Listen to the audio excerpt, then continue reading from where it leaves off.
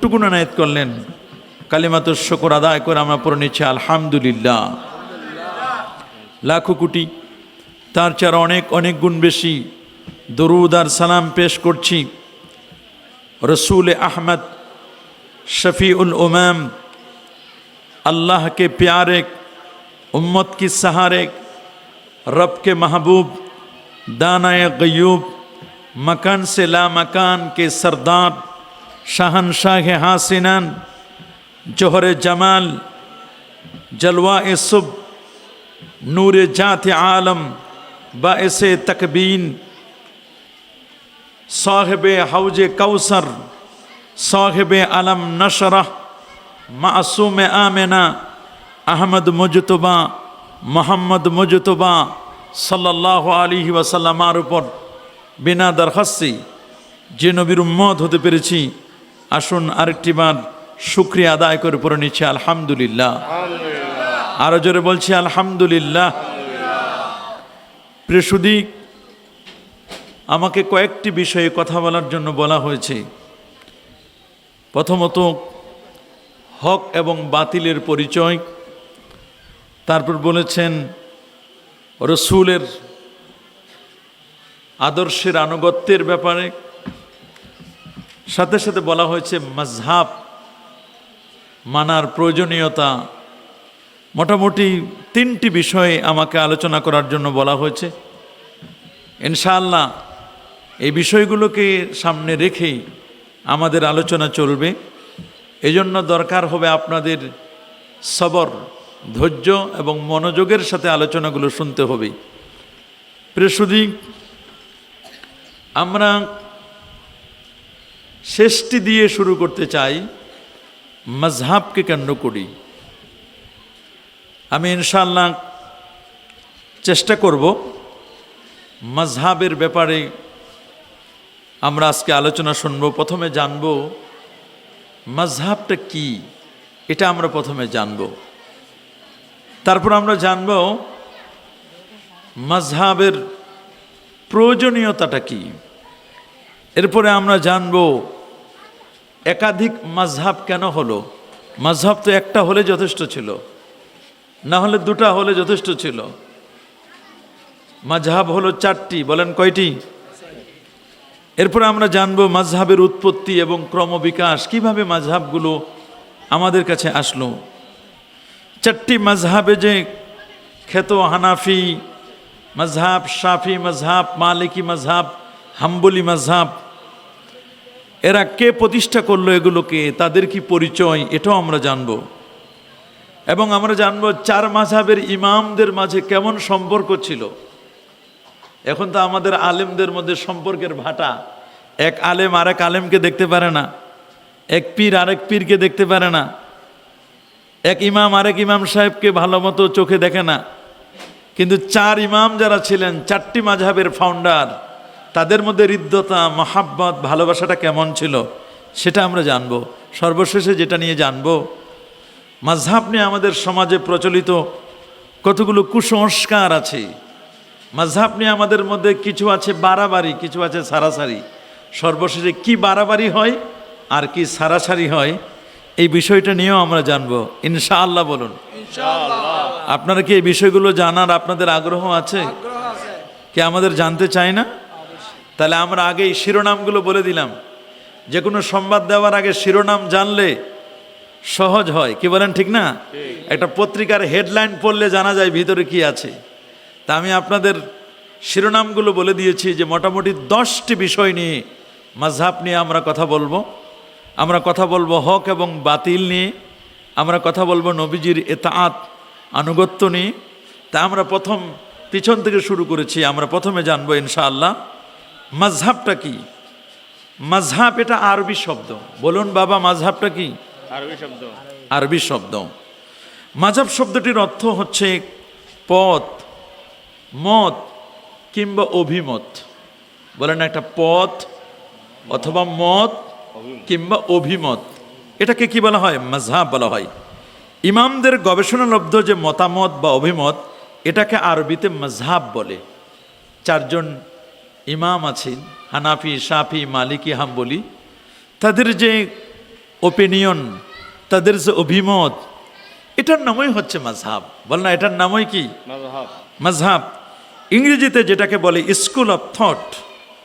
School of thought, কতগুলো চিন্তার, কতগুলো মূলনীতি, যে যে পথের গন্তব্য কোরআন এবং সুন্নাহ, সেটাই হচ্ছে মাযহাব। অনেক সময় এমন হয় যে কোরআন এবং সুন্নাতে যে বিধিবিধানগুলো দেওয়া হয়েছে সেগুলো সরাসরি হয়তো আমাদের বুঝে আসে না, কিংবা মানাটাও আমাদের জন্য কষ্ট হয়ে যায়। সেক্ষেত্রে এটাকে বুঝবার জন্য, এটাকে সহজভাবে আমল করবার জন্য আমাদেরকে মাযহাবের থ্রুতে, মাযহাবের যে মতামত সেটার থ্রুতে যদি আমরা আমল করি, সেই আমল করাটা আমাদের জন্য খুব ইজি হয়ে যায়, খুব সহজ হয়ে যায়। সুবহানাল্লাহ বলেন। প্যারা হাজরিন, আপনারা শুনলে খুশি হবেন, আল্লাহর হাবিব সাল্লাল্লাহু আলাইহি ওয়াসাল্লামার ১৬ লক্ষ সাহাবী ছিলেন। কতজন? জোরে বলেন না, কতজন? ১,২৪,০০০ সাহাবী ছিলেন আল্লাহ নবীর। আবার ১,২৪,০০০ নবী এবং রসুলও ছিলেন। সুবহানাল্লাহ বলেন। ১,২৪,০০০ নবী, তার মধ্যে ৩১৫ জন হলেন রসুল। আর আমার আল্লাহ তার হাবিবের জন্য ১,২৪,০০০ সাহাবী আল্লাহ তাআলা মনোনয়ন দিয়েছেন। সুবহানাল্লাহ বলেন, আল্লাহু আকবার বলেন। এই ১,২৪,০০০ সাহাবীর মধ্যে সবাই মুফতি ছিলেন না, সবাই ফকিহ ছিলেন না। মাত্র ১৩০ জন সাহাবী ফকিহ ছিলেন। সুবহানাল্লাহ বলেন। মুফতি ছিলেন ১৩০ জনের মতো। এই ১৩০ জন যেটা গবেষণা করে করে ফতোয়া বের করতেন, এই ১৩০ জনের রায়, ফাতাওয়াটা বাকি ১৬ লক্ষ সাহাবী তারা এগুলো মানতেন। আল্লাহু আকবার বলেন। এই যে ১৩০ জন সাহাবী ফতোয়া দিতেন, এরা আবার সবাই সমানভাবে ফতোয়া দিতেন না। এদের মধ্যে আবার ক্যাটাগরি ছিল, ক্রাইটেরিয়া ছিল। কিছু ছিল মুকসিরুন, বেশি ফতোয়া দিতেন, এদের সংখ্যা মাত্র ১০ জন। কয়জন? ১০ জন। ১০ জনের বেশি ফতোয়া দিতেন না। আবার এই ১০ জনের মধ্যে সবচেয়ে সেরা যিনি, নবীর ১৬ লক্ষ সাহাবীর মধ্যে শ্রেষ্ঠ মুফতি যিনি, তার নামটি হচ্ছে হযরতে আব্দুল্লাহ ইবনে মাসউদ রাদিয়াল্লাহু তাআলা আনহু। আল্লাহু আকবার। উনি ছিলেন সবার সেরা।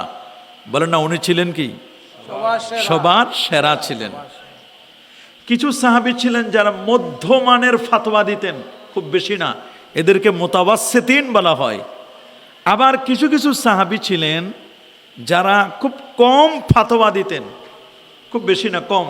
১৩০ জনের ১০ জন দিতেন বেশি ফতোয়া, ২০ জন দিতেন মধ্যমানের, তো ২০ আর ১০ ৩০, আর বাকি ১০০ জনেই জীবনে ৩-৪টা ফতোয়া দিয়েছেন, ৫টা ফতোয়া দিয়েছেন, 10টা দিয়েছেন, 15টা দিয়েছেন, এর চেয়ে বেশি ফতোয়া দেন নাই। তো এই ১৩০ জন সাহাবী ফতোয়া দিতেন। সুবহানাল্লাহ বলেন। আর বাকি সবাই এটাকে কি করতেন? মানতেন। তাহলে আমরা বুঝতে পারি যে মাযহাবটা কি? মাযহাব হলো চলার পথ। বলেন না, মাযহাব হলো কি? চলার পথ। মনে করেন আপনি, এই জায়গাটার নাম কি? সরবভাটা নাকি?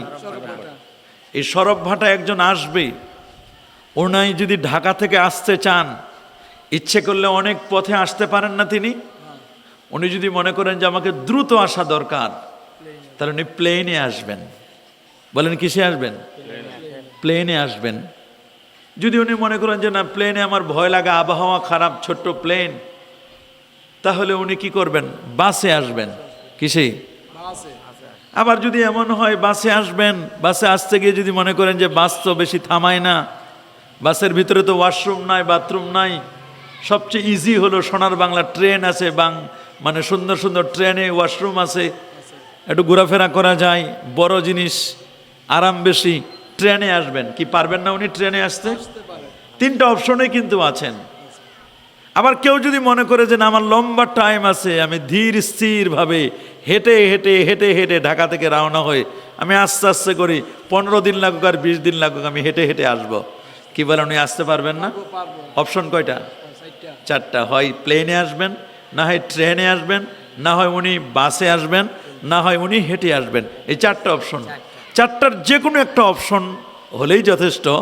ওনার টার্গেট হলো এখানে আসা, চট্টগ্রামে আসা। কথা বলেন ঠিকই না?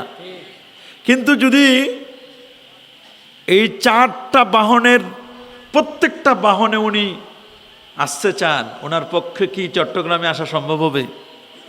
এই চারটার যে কোনো একটাকে আপনার চুজ করে নিতে হবে। বলে না, চারটার কয়টা? হয় প্লেন, না হয় বাস, না হয় ট্রেন, না হয় কি হেঁটে আসবেন আপনি। একটা বিল্ডিংয়ে আপনি 10তলা একটা বিল্ডিংয়ে উঠবেন, 10তলা বিল্ডিংয়ে উঠতে গিয়ে যদি সিঁড়ি দিয়ে উঠার লাগতো, যাদের কোমর ব্যথা, হাঁটু ব্যথা, আর্থাইটিস রোগে ভুগতেছেন, অর্থোপেডিক ডাক্তার বলছেন আপনি খুব বেশি হাঁটাচলা করবেন না, এই লোকের পক্ষে যদি শুধু সিঁড়ি থাকতো, তার কি 10তলার ছাদে ওঠা সম্ভব ছিল? সিঁড়ির পাশে যদি লিফট থাকে, এটা খুব সহজ হয় কি না? যিনি সিঁড়ি দিয়ে উঠতে পারেন উনি সিঁড়ি দিয়ে উঠবেন, সিঁড়ি দিয়ে উঠতে পারলেন না উনি লিফটে উঠবেন। আবার যদি এমনও আছে সিঁড়িও আছে লিফটও আছে, পাশে আবার এসকেলেটার আছে। অনেক সময় শপিং মলে এসকেলেটার থাকে না, এসকেলেটারে উঠতে পারেন উনি। ওনার জন্য কিন্তু 3টা অপশনে আছেন। উদ্দেশ্য হলো বিল্ডিংয়ে পৌঁছানো। কথা বলেন ঠিকই না? মাযহাব 4টায় হক। বলেন 4টা মাযহাবই কি? আরো জোরে বলেন 4টা মাযহাবই কি? হক। 4টা মাযহাবের যে কোনো একটি মাযহাব মানলেই যথেষ্ট। তবে একসাথে লিফটও উঠবো, এসকেলেটারও পা দিব, আবার সিঁড়ি বেয়ে বেয়েও উঠবো, এই লোক কি কখনো উপরে উঠতে পারবেন? একটা পা সিঁড়িতে দিলাম, আরেকটা পা লিফটে দিলাম, আরেকটা পা এসকেলেটারে দিলাম, ওর পক্ষ কি উপরে ওঠা সম্ভব হবে? না, এটা কখনো সম্ভব হবে না। কোরআন এবং সুন্নায় যে বিধানগুলো রয়েছে, এগুলো এক একটা ইন অর্ডারে একটা সুবিন্যস্ত ধারা নিয়ে আসার চেষ্টা করা হয়েছে। এই মাযহাবের বেসিকলি কোরআন এবং হাদিসের সবচেয়ে বিশুদ্ধ ব্যাখ্যাই হচ্ছে মাযহাবের ইমামদের সংকলিত ফিকহে ইসলামী। সুবহানাল্লাহ বলেন। কোরআন এবং সুন্নাহ থেকে যারা সুন্দর করে মাসআলাগুলো খুঁজে খুঁজে তন্ন তন্ন করে বের করে দিয়েছেন, এই কাজটা যারা করেছেন তারাই হচ্ছেন মাযহাবের ইমামগণ। সুবহানাল্লাহ বলেন। মনে করেন আপনি এই সরব ভাটা আসবেন, আপনি চিনেন না, তা আমার নিয়ম হলো সরব ভাটা আসার আগেই আমাকে প্রথমে ওই রাস্তার মাথায় যে মূল জায়গাটা, কি নাম এটা? গোডাউন ব্রিজ না? তা আমাকে জিজ্ঞেস করতে হবে, ভাই আগে আমি গোডাউন যেতে হবে, গোডাউন থেকে তারপর আমাকে ডানে আসতে হবে, আবার নিচে নামতে হবে। এই রাস্তাগুলো যে একজন মানুষ দেখাই দিল, আমি চিনতাম না, ঢাকা থেকে এসেছি। আচ্ছা, এই মানুষটা যে আমাকে দেখাই দিল, এই লোকটা কি কোনো অন্যায় করেছে? বলেন, অন্যায় করেছে? তো কোরআন এবং হাদিস এগুলো আমরা পড়তে পারি না, অনেকেই পারি। তো যারা পড়তে পারেন না, পড়ার পর এরপর অনুবাদ করা, এরপর এখান থেকে মাসলা মাসাইলগুলো খুঁটিনাটি বিষয়গুলো বের করা, এটা বড় কঠিন না বাবা? সবার পক্ষে কি সম্ভব? অনেক আলেমদের পক্ষেও তো সম্ভব না।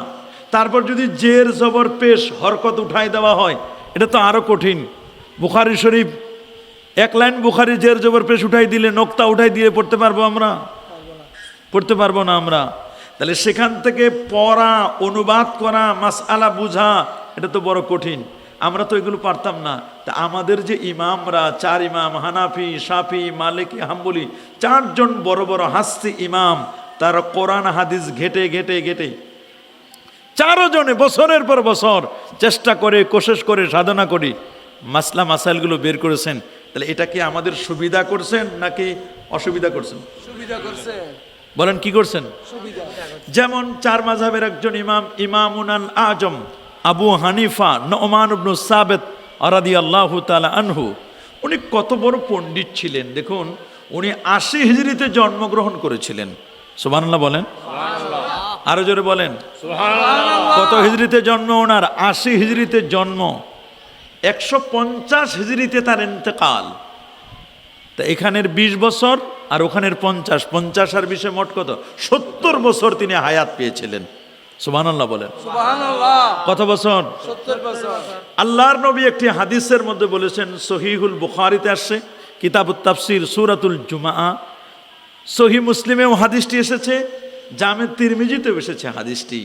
আল্লাহ নবী বলছেন, লাউ কানাল ঈমানু, অন্য বর্ণনা আসে লাউ কানাদ দীনু ওয়াল ইলমু, এলেম, জ্ঞান, নলেজ, দিন, ঈমান, এগুলো যদি সুরাইয়া নক্ষত্রও থাকে, সুবহানাল্লাহ বলেন। সুরাইয়া নক্ষত্রটা কোথায়? সুরাইয়া নক্ষত্র হলো পৃথিবী, আমরা যেখানে বসা, এটার নাম পৃথিবী। কি নাম? এটা চট্টগ্রাম বিভাগের জেলার, এটা আমরা রাঙ্গুনিয়া থানার এটা অন্তর্ভুক্ত সরবভাটা। এটা কি ইউনিয়ন না গ্রাম? ইউনিয়ন। এই সরবভাটা ইউনিয়নে আমরা এখানে বসা আছি। এই যে পৃথিবী, এটা এই পৃথিবীর বয়স 455 কোটি বছর। সুবহানাল্লাহ বলেন। 455 কোটি বছর ধরে পৃথিবীটা চলছে। পৃথিবী থেকে 13 লক্ষ গুণ বড় সূর্য। সুবহানাল্লাহ বলেন। 9 কোটি 30 লক্ষ মাইল, দ্যাট মিনস 15 কোটি কিলোমিটার দূরে হলো সূর্যটা। আল্লাহু আকবার বলেন। সূর্য থেকে 33 কোটি গুণ বড় একটা তারকা, তার নাম বেটলজিয়াস স্টার, বেটলজিয়াস তারকা। বেটলজিয়াস তারকা থেকে 45 কোটি গুণ বড় একটা তারকা YX স্কুটি। এই তারকা থেকে আরো বড় galaxy, Milky Way, nova, supernova, Proxima Centauri, Andromeda galaxy, তার চেয়ে আরো বড় প্রথম আকাশ, এর চেয়ে দ্বিতীয় আকাশ, তৃতীয় আকাশ, চতুর্থ, পঞ্চম, ষষ্ঠ, সপ্তম আকাশ, সপ্তম আকাশের পরে সিদরাতুল মুনতাহা, সপ্তম আকাশের পরে সিদরাতুল মুনতাহার আগে যেই তারকাটা দেখা যায়, একটা তারকা, ওই তারকাটার নাম সুরাইয়া তারকা। আল্লাহু আকবার বলেন। অনেক দূরে আল্লাহ কসম করেছেন এই কোরআন মাজিদের, ওয়ান নাজমি ইদা হাওয়া মা দাল্লা সাহিবুকুম ওয়া মা গাওয়া। নজম তারকা রাজির নামে আল্লাহ কোরআনের সূরা দিয়েছেন। সুবহানাল্লাহ বলেন। আল্লাহু আকবার বলেন। কোরআন মাজিদে তারকা রাজির নামে সূরা আছে না নাই? সূরাতুন নজম। আবার কোরআন মাজিদে চাঁদের নামে একটা সূরা আছে, সূরাতুল কামার। সুবহানাল্লাহ বলেন। ইকতারাবাতিস সাআহ ওয়ানশাক্কাল কামার। ইকতারাবাতিস সাআহ, কিয়ামত সন্নিকটে। ওয়ানশাক্কাল কামার, চন্দ্র দ্বিখণ্ডিতর বিষয়। আমার নবী হাতের ইশারায় চাঁদকে দ্বিখণ্ডিত করেছিলেন। সাতি সাজার নাতাকাল হাজার শুক্কাল কামার বিইশারাতিহি। চাঁদের নামেও কি সূরা আছে না নাই? আমার নবী যখন দোলনায়, নবী যখন আঙ্গুল ইশারা করেন, নবী মুস্কি হাসি দিলে চাঁদও হাসি। আল্লাহু আকবার। নবী যখন আঙ্গুলগুলো ঘোরায়, চাঁদও নবীর সাথে, আঙ্গুলের সাথে, নবীর আঙ্গুল মোবারকের সাথে চাঁদও ঘুরে। চাঁদ নবীর সাথে খেলা করে। সুবহানাল্লাহ বলেন। আল্লাহু আকবার বলেন। আমার কোরআনে সূর্যের নামেও সূরা আছে, সূরাতুশ শামস।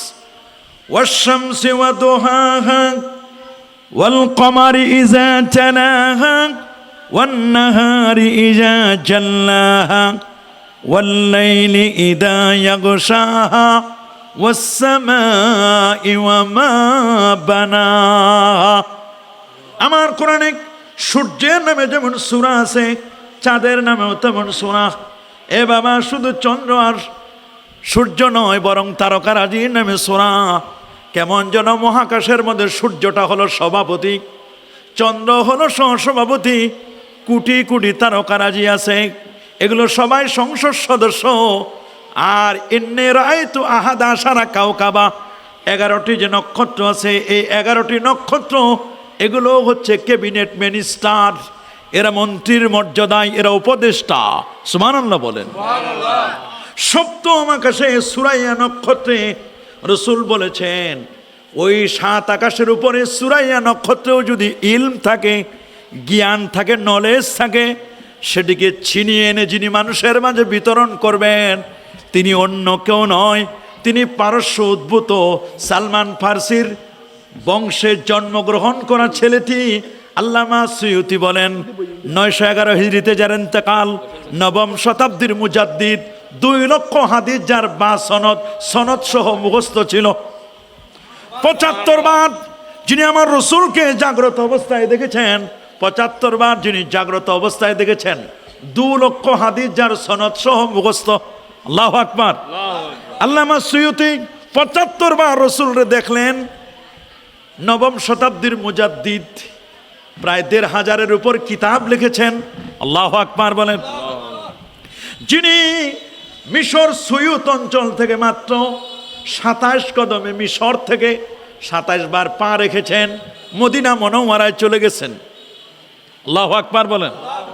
আল্লামা সুয়ুতি বলেন এই হাদিসের মেসদাক, এই হাদিস দ্বারা বুঝাবে মূলত অন্য কেউ নয়, তিনি হলেন ইমামুন আল আজম আবু হানিফা নোমান ইবনে সাবিত রাদিয়াল্লাহু তাআলা।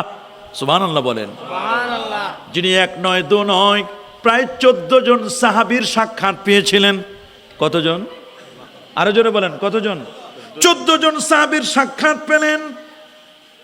4 জন সাহাবী থেকে সরাসরি হাদিস বর্ণনা করেছেন। কয়জন? 4 জন সাহাবী থেকে হাদিস বর্ণনা করেছেন। আরে বাবা, যিনি সাহাবীকে দেখেন ইমানের সাথে এবং ইমানের সাথে মৃত্যুবরণ করেন তাকেই বলা হয় তাবিঈ। কি বলে? জোরে বলুন, কি বলে? যিনি রাসূলুল্লাহকে ইমানের সাথে দেখেন, ইমানের উপর মৃত্যুবরণ করেন, উনাকে বলা হয় সাহাবী। কি বলা হয়? সাহাবী।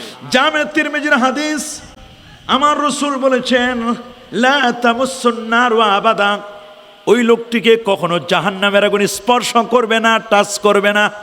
মান রাআনি, যেই মানুষটি, যে সোনার মানুষটি আমি রাসূলুল্লাহকে দেখলো, সুবহানাল্লাহ, ওকে জাহান্নামের আগুন স্পর্শ করবে না। ওয়া রাআ মান রাআনি, আর আমার কোন সাহাবী যে আমাকে দেখেছে, এরকম সাহাবীকে যদি অন্য কেউ দেখে তাবিঈ, তাকেও জাহান্নামের আগুন স্পর্শ করবে না। সুবহানাল্লাহ। উনি তো 14 জন সাহাবী দেখেছেন। 14 জনও যদি না হয়, যারা 4 জনের কথা বলেছেন, 4 জনও যদি হয়, একজন দেখলেও তো উনি তাবিঈ। নবীর কথা হাদিসে মারফু, সাহাবীর কথা হাদিসে মাওকুফ, তাবিঈর কথা হলো হাদিসে মাকতু। সুবহানাল্লাহ বলেন। উনি জাহান্নামের আগুন থেকে মুক্তির কথা বলা হয়েছে। যারা রাসূলুল্লাহর সাহাবীকে দেখেছে তাকে জাহান্নামের আগুন স্পর্শ করবে না। আল্লাহু আকবার বলেন। যিনি কোরআন এবং সুন্নাহ থেকে 12,70,971টা মাসআলা বের করেছিলেন। 12,70,971টা মাসআলা বের করেছেন ইমামুন আল আজম আবু হানিফা। 40টা বছর এশা আর যদি ফজরের নামাজ পড়েছেন। সুবহানাল্লাহ। আল্লাহু আকবার বলেন। ফাতওয়ায়ে শামির মধ্যে মুকদ্দমায় লেখা, সিয়ার ও আলামিন নুবালার মধ্যে লেখা, আমাদের মাযহাবের যিনি ইমাম, কি নাম তার? ইমামুন আল আজম আবু হানিফা নোমান ইবনে সাবিত রাদিয়াল্লাহু তাআলা 40টা বছর এশার যদি ফজর পড়ছি। আমাদের দেশের সালাফি ভাইয়েরা তারা বলেন উনি কি বিয়ে শাদী করেন নাই, ওনার কি কোনো ঘর সংসার ছিল না? 40টা বছর এশারও যদি ফজর পড়লেন, আর কি দুনিয়ার কোনো কাজ করেন নাই? উনি আমাদের মাযহাবের ইমাম, এই জন্য ওনার ব্যাপারে সমালোচনা করেন। এটা কেমন কথা? 40 বছর এশারও যদি ফজর পড়েছেন, এটা কেমন কথা? ওনাকে জিজ্ঞেস করা যায়। আমাদের সালাফি ভাইদেরকে বলবো, হযরত আবু হুরায়রা রাদিয়াল্লাহু তাআলা আনহুর জামাতা সাঈদ ইবনুল মুসাইয়্যিব রাদিয়াল্লাহু তাআলা আনহু, উনি বিখ্যাত বুখারীর একজন রাবি, বিখ্যাত তাবি। আবু হুরায়রা রাদিয়াল্লাহু তাআলা আনহুর জামাতা, উনি 50 বছর এশারও দিয়ে ফজর পড়ছেন। সুবহানাল্লাহ। এবং এটা বলেছে ইবনে তাইমিয়ার ছাত্র ইমামে যাহাবী রাহমাতুল্লাহ আলাইহি, সিয়ার ও আলামিন নুবালা। উনার ব্যাপারে কোনো বক্তব্য নাই, উনি পড়তে পারেন 50 বছর। আর আমাদের মাযহাবের ইমাম আজম আবু হানিফা রাহমাতুল্লাহ আলাইহি 40 বছর এশার যদি ফজর পড়ছে, ওদের মাথা গরম হয়ে গেছে। ওনার কি স্ত্রী ছিল না? ওনার কি এই ছিল না, এই ছিল না? উনি কেমনে এই কাজটা করলেন? উনি 40 বছরে এশার যদি ফজর পড়েছেন, কি করেছেন? রাতে উনি কোরআন এবং হাদিস খুঁজে খুঁজে খুঁজে খুঁজে তন্ন তন্ন করে আমাদের জন্য মাসআলা মাসাইল বের করেছেন। সুবহানাল্লাহ। আল্লাহু আকবার বলেন। আচ্ছা বলেন, নামাজের ফরজ আছে না নাই? আর কানা হাকাম 13 ফরজ নাই? কথা বলে না? আছে না? উজুর ফরজ আছে না? উজুর সুন্নত আছে না? উজুর মুস্তাহাব আছে না? কি কাজ করলে উজু ভেঙ্গে যায় আছে না?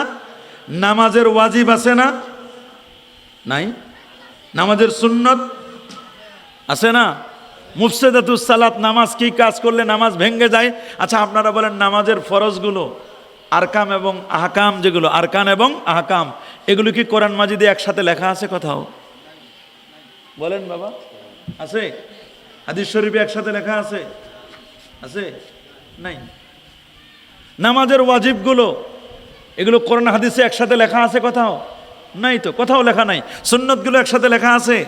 তো ওনারা কি করলেন? কোরআন হাদিস ঘেটে ঘেটে ঘেটে ঘেটে ঘেটে ফরজ কোনগুলো ওগুলো আলাদা করলেন, ওয়াজিব কোনগুলো এগুলোকে সবগুলো খুঁজে বের করে এক জায়গায় করলেন, সুন্নতগুলো আলাদা করলেন, মুস্তাহাবগুলো আলাদা করলেন, কি কাজ করলে নামাজ ভেঙ্গে যাবে এগুলোকে আলাদা করে সুন্দর করে একটা জায়গায় সাজালেন। এটার নাম ফিকহ। বলেন এটার নাম কি? আমরা ফিকহের কিতাবগুলো পড়লে বুঝি নামাজের ফরজ কয়টা, ওয়াজিব কয়টা, সুন্নত কয়টা, মুস্তাহাব কয়টা, কি কারণে উজু ভেঙ্গে যায়, নামাকিজুল উজু, কি কারণে নামাজ ভেঙ্গে যায়, কি কারণে রোজা ভেঙ্গে যায়, রোজার সুন্নত কয়টা আছে না? তারাবির নামাজের সুন্নত, এটা তো সুন্নত, এটার আবার কি নিয়ম কানুন আছে। এই বিষয়গুলো যারা খুঁটিনাটিগুলো কোরআন এবং হাদিস থেকে খুঁজে খুঁজে বের করেছেন, এরা কেউ হয় হানাফি, না হয় কেউ মালিকি, না হয় কেউ শাফি, না হয় কেউ হাম্বলি। সুবহানাল্লাহ বলেন, আল্লাহু আকবার বলেন। পুরো কোরআন চষে হাদিস ঘেটে মাসআলা আপনি আমি বের করতে পারবো? বলেন আমরা বের করতে পারবো? তা নামাজের এতটি, সালাতের এতটি ফরজ রয়েছে, এতটি ওয়াজিব রয়েছে, এতটি সুন্নত রয়েছে, এগুলোকে খুঁটিনাটি মাসলা মাসাইল কোরআন হাদিস থেকে যারা বের করেছেন, ইমাম আজম আবু হানিফা উনি যেন ব্যক্তি নয়, 100 বার আমার আল্লাহকে স্বপ্নে দেখেছিলেন। আর আল্লাহু আকবার, কতবার বাবা? 100 বার। ইন্নাহু রাআ রাব্বাহু আযজা ওয়া জাল্লা মিআতা মাররা ফিল মানাম। স্বপ্নে, স্বপ্নের কথাটা আবার অনেকে হাইড করে, স্কিপ করে চলে যায়। উনি আল্লাহরে কেমনে দেখেন? আল্লাহকে দেখা যায় না। আরে বাবা, মুসা নবী বলতে লান তারানি, মুসা আলাইহিস সালাম তো আল্লাহকে দেখতে চাইছিলেন, আল্লাহ মুসা নবীকে বলে দিয়েছে লান তারানি, আর তোমাদের ইমাম দেখছে। আরে আমাদের ইমাম সরাসরি দেখে নাই, সরাসরি আল্লাহকে কেউ দেখতে পারে না, সরাসরি কেবলমাত্র আল্লাহর হাবিব আল্লাহকে দেখেছেন। আল্লাহু আকবার বলেন। রাসূল বলেছেন, রাসূল বলেছেন ইন্নী রাআইতু রাব্বি আযজা ওয়া জাল্লা ফি আহসানি সূরা, আমি আমার আল্লাহকে উত্তম ভাবে দেখেছি। আম্মা জান আয়েশা সিদ্দিকা রাদিয়াল্লাহু তাআলা আনহা বলেন, আপনি কেমন দেখলেন? আল্লাহকে কেমন দেখেছি আয়েশা, এটা বলা যাবে না, এটা আমি জানি। এই দেখা নিয়েও অনেক কনফিউশন আছে। কেউ বলছেন অন্তর্চক্ষু দিয়ে দেখেছেন, নাকি এই চোখ দিয়ে দেখেছেন। ইখতিলাফ আছে, মতবিরোধ আছে, মাসালাগত মতভেদ থাকতে পারে। কি বলেন? থাকতে পারে না? থাকতেই পারে। সাহাবীদের মধ্যে তো মতভেদ ছিল, এটা থাকতে পারে, অসম্ভব কিছুই নাই। এটা মনে রাখবেন, খুব ভালো করে শুনবেন। ইমাম আজম আবু হানিফা 100 বার আল্লাহকে দেখেছেন স্বপ্নে। কিসে? 50 যোগ 5 55 বার আল্লাহর নবীর রওজা মোবারকটা জিয়ারত করেছিলেন। হজ করেছেন 55 বার। সুবহানাল্লাহ বলেন। এত বড় মাপের পণ্ডিত ছিলেন ইমামুল আজম আবু হানিফা, আমাদের মাযহাবের ইমাম। 55 বার হজ করেছেন। 2 রাকাত নামাজে আল্লাহর কোরআনটা খতম করতেন। প্রথম রাকাতে সূরা ফাতিহার পরে 15 পারা, দ্বিতীয় রাকাতে সূরা ফাতিহার পরে বাকি 15 পারা, 30 পারা কোরআন 2 রাকাত নামাজে খতম করতেন। আল্লাহু আকবার বলেন। আরো জোরে আল্লাহু আকবার। আপনি চিন্তা করেন, আমরা এমন একজন ইমামকে মাযহাবের ইমাম হিসাবে আমরা একজনকে মানি, উনি আমাদের মাযহাবের ইমাম। এত বড় পণ্ডিত ছিলেন, 700 তাবিঈ থেকে জ্ঞান লাভ করেছেন। আল্লাহু আকবার বলেন। এ বাবা, রমজান কারিমে 62 খতম কোরআন মাজিদ তিনি তেলাওয়াত করতেন, আমাদের মাযহাবের যিনি ইমাম। এতে একজন ইমামের কথা বললাম। আসেন ইমাম মালিক রহমতুল্লাহ আলাইহি সমসাময়িক ছিলেন। 4টা মাযহাবের ইমামরা কারা কেমন ছিলেন? মালিকি মাযহাবের ইমাম মালিক রহমতুল্লাহ, উনি ছিলেন ইমামুদ দারিল হিজরা। সুবহানাল্লাহ বলেন, আল্লাহু আকবার বলেন। উনি এত বড় আশিক রাসূল ছিলেন, উনি মদিনা শরীফ ছেড়ে তিনি অন্য কোথাও যান নাই। একবার মাত্র হজ করে দ্বিতীয়বার আর হজ করতে তিনি যান নাই। বলে না জানি আমার মক্কায় হজ করতে গিয়ে মক্কা শরীফে যদি আমার মৃত্যু হয়, আমার বড় আশা মদিনায় আমার ইন্তেকাল হবে। আমার রাসূল বলেন যে ব্যক্তি মদিনা শরীফে মরতে চায় সেই জন্য মদিনা শরীফে মরে, ওনার ইচ্ছা জান্নাতুল বাকিতে তার দাফন হবে। আল্লাহু আকবার। আল্লাহ রাব্বুল আলামিন তার মনের ইচ্ছা কবুল করেছেন। প্রতি বছর গেলে আমরা ইমাম মালিকের কবর জিয়ারত করি।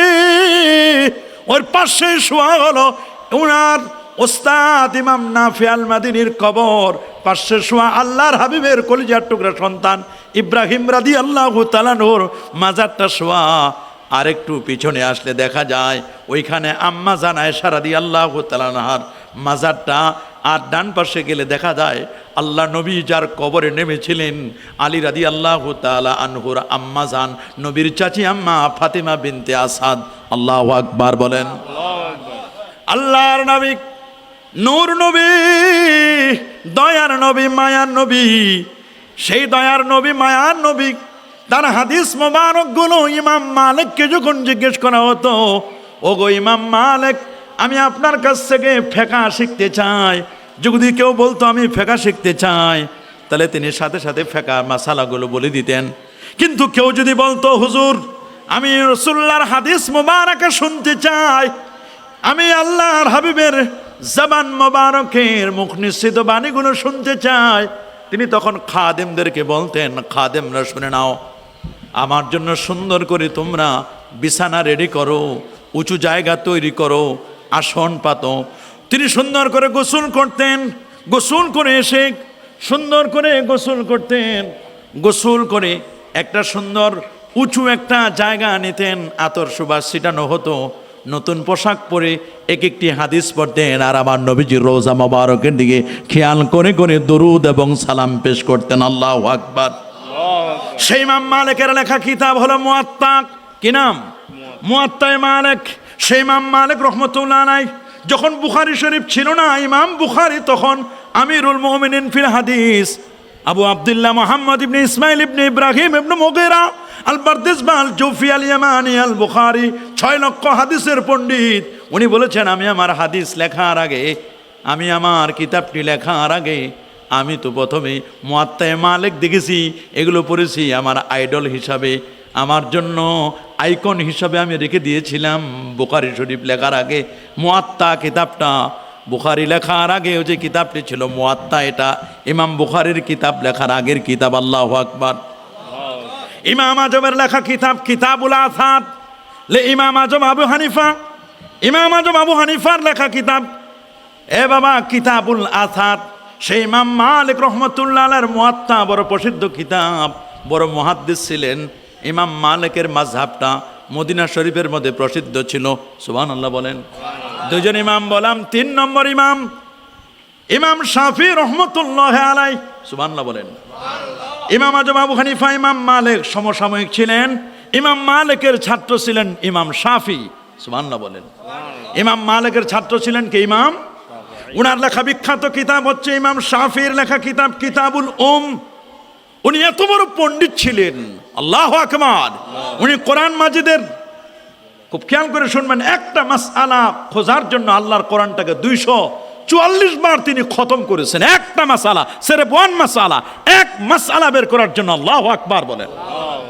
এত মুতাফাত্তিশ ছিলেন, কোরআন গবেষণার জন্য এত ব্যস্ত ছিলেন ইমাম শাফি রহমতুল্লাহ আলাইহি। এত বড় পণ্ডিত ছিলেন, একটা মাসআলা বের করার জন্য আল্লাহর কোরআনটাকে প্রায় 244 বার তিনি খতম করেছেন। সুবহানাল্লাহ বলেন। আল্লাহু আকবার বলেন। আরেকজন সর্বশেষ ইমাম শাফির যিনি ছাত্র ছিলেন, তাহলে বোঝা গেল ইমাম মালিকের ছাত্র ইমাম শাফি, ইমাম শাফির ছাত্র ইমাম আহমদ বিন হাম্বল, যিনি 12.5 লক্ষ হাদিসের হাফেজ ছিলেন। আল্লাহু আকবার বলেন। যার লেখা বিখ্যাত কিতাব হচ্ছে মুসনাদ আহমদ। ইমাম আহমদ বিন হাম্বলের লেখা মুসনাদ আহমদ, যেখানে প্রায় 42,000-এর মতো হাদিস তিনি সংকলন করেছেন। সুবহানাল্লাহ বলেন। উনি হাম্বলি মাযহাবের ফাউন্ডার। ইমাম আহমদ বিন হাম্বলের ক্লাসে ইমাম বুখারীর মতো ব্যক্তি ছাত্র হয়ে বসেছিলেন। 6 লক্ষ হাদিসের পণ্ডিত ইমাম বুখারী 8 বার ইমাম আহমদ বিন হাম্বলের ক্লাসে ছাত্র হয়ে বসেছিলেন। সুবহানাল্লাহ বলেন। আজকে যারা আমরা আহলে সুন্নাহ ওয়াল জামাত দাবি করি, আহলে সুন্নাহ ওয়াল জামাত যারা আমরা হকপন্থী আহলে হক দাবি করি, সেই যুগে মুতাজিলিদের বড় দখল ছিল, বড় মুতাজিলি আকীদা উত্থান ছিল তাদের। ইভেন ইরাকের বাগদাদে খলিফা যিনি ছিলেন, যাকে খলিফা বলা হয় না, যিনি দায়িত্বশীল ছিলেন, তিনি মুতাজিলি আকীদায় বিশ্বাসী ছিলেন। সেই সময় ইমাম আহমদ বিন হাম্বল, অধিকাংশ উলামা ইকরাম প্রায় 99% আলেম বলল কোরআন মাজিদটা এটা হাদিস, এটা নশ্বর। এটা একজন ব্যক্তি ইমাম আহমদ বিন হাম্বল, তার সাথে আরেকজন আলেম, এই 2 জন আলেম সেই সময় বাদশার সামনে, সবার সামনে বলেছিল আল্লাহর কোরআনটা, আল্লাহ যেমন কাদিম, জাতুহু কাদিম ওয়া সিফাতুহু কাদিম, আল্লাহর জাত যেমন কাদিম, আল্লাহর সিফাতও কাদিম। আল্লাহর জাত সত্তার যেমন কোনো লয় নাই, ক্ষয় নাই, পরিবর্তন নাই। আল্লাহর কালাম সিফাত, এই সিফাতের কোনো পরিবর্তন নাই। আল্লাহর কোরআন 1500 বছর হয়ে যাচ্ছে, একটি অক্ষর, একটি হারাকা, একটি সাকানা, একটি জজম আজও পর্যন্ত কি পরিবর্তন হয়েছে? না। বলুন পরিবর্তন হয়েছে? না। পরিবর্তন হয়েছে? ইমাম আহমদ বিন হাম্বল সেদিন আহলে হকের ঝান্ডা নিয়ে, উনি হকপন্থীদের ঝান্ডা নিয়ে তিনি বলেছিলেন, আমি এ কথা বলেই থাকব যে কোরআনটা কাদিম, আল্লাহর কোরআনের কোনো লয় নাই, ক্ষয় নাই, পরিবর্তন নাই। তখন তাকে জেলখানায় বন্দি করা হলো। জেলখানায় বন্দি করা হলে প্রতিদিন সকালবেলা 80টি করে বেত মারা হতো ইমাম আহমদ বিন হাম্বলকে। সেই ইমাম আহমদ বিন হাম্বলকে যখন বেত মারা হতো তিনি ধৈর্য ধারণ করতেন। এদিকে ইমাম শাফি উস্তাদ, সুবহানাল্লাহ বলেন, উনি মসজিদে ফুস্তাসের, মিশরের মসজিদের তিনি ইমাম এবং খতিব। ওনাকে আল্লাহর নবী স্বপ্নে দেখালেন, ইমাম শাফি তোমার প্রিয় শাগরেদ আহমদ বিন হাম্বল জেলখানায় হককে প্রতিষ্ঠা করার জন্য, হককে জিন্দা করার জন্য জেলে আছে। তাকে যারা জেলখানায় ভর্তি করেছে, জেলখানায় যারা ঢুকিয়েছে, তারা বাতিল মুতাজিলি আকীদা। আমার রাসূল বলে দিয়েছেন, খেয়াল করে শুনবেন, ইন্না বানি ইসরাঈলা তাফাররাকাত আলা সানতানি ওয়া সাবিনা মিল্লাহ। শুনে রাখো, বনি ইসরাঈল ইহুদিরা 71 দলে, খ্রিস্টানরা 72 দলে, সাতাফতারিক উম্মতি আলা সালাসি ওয়া সাবিনা মিল্লাহ। আমার উম্মত বিভক্ত হবে 73টি দলে, কুল্লুহুম ফিন্নার ইল্লা মিল্লাত ওয়াহিদা। 73টি দলের 72টি দল জাহান্নামী, একটি মাত্র দল হচ্ছে জান্নাতি। সাহাবায়ে কেরাম জিজ্ঞেস করলো, ক্বালু ওয়া মা হিয়া রাসূলুল্লাহ, কোন দলটি নাজি ফেরকা, জান্নাতি দল? নবী বলেন, মা আনা আলাইহি ওয়া আসহাবি, আমি নবী যেই পথে আছি, আমার পথ, আমার সাহাবীদের পথ, এই পথ মত যারা চলবে তারাই হচ্ছে নাজি ফেরকা, জান্নাতি ফেরকা। ইমাম আল্লামা মোল্লা আলী কারি আল হানাফি তরজমাতুল হানাফ তিনি বলে দিয়েছেন, ফালা শাক্কা ওয়ালা রাইবা, কোনো সন্দেহ নাই যে দলটি নাজাতপ্রাপ্ত জান্নাতি দল, সেই দলটির নাম হচ্ছে আহলুস সুন্নাহ ওয়াল জামাআর দল। আল্লাহু আকবার বলেন। সে আহলে সুন্নাহ ওয়াল জামাতের অন্যতম আকীদা আল্লাহর কোরআনটা কাদিম। এই আকীদা নিয়ে তিনি যখন জেলখানায়, ইমাম শাফিকে আল্লাহ নবী স্বপ্নে দেখাচ্ছেন, শাফি তোমার ছাত্র জেলে, আমি রাসূলুল্লাহর সালাম তাকে পৌঁছায় দাও।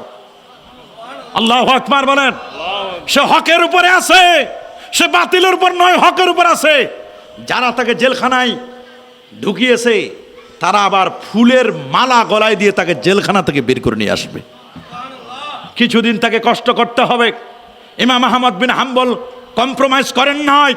আমরা যারা আহলে হক, হকপন্থী, আমরা যারা মিলাদ পড়ি, কিয়াম করি, ঈদে মিলাদুন নবী সাল্লাল্লাহু আলাইহি ওয়াসাল্লাম উদযাপন করি, আমরা যারা 5 ওয়াক্ত নামাজের পরে হাত তুলে দোয়া মুনাজাত করি, আমরা যারা কবর জিয়ারত করি, আমরা যারা মাযহাব মানি, আমরা যারা আল্লাহর হাবিবের মা এবং বাবাকে জান্নাতি মনে করি, আমরা যারা দাড়ি রাখি, টুপি রাখি, আমরা যারা কদম বুচি করি, আমরা যারা শবে বরাত পালন করি, শবে মেরাজ পালন করি, আমরা যারা আহলে বাইতকে মহব্বত করি, মনে রাখবেন আমরা কখনো বাতিলের সাথে আমরা কখনো আতাত করব?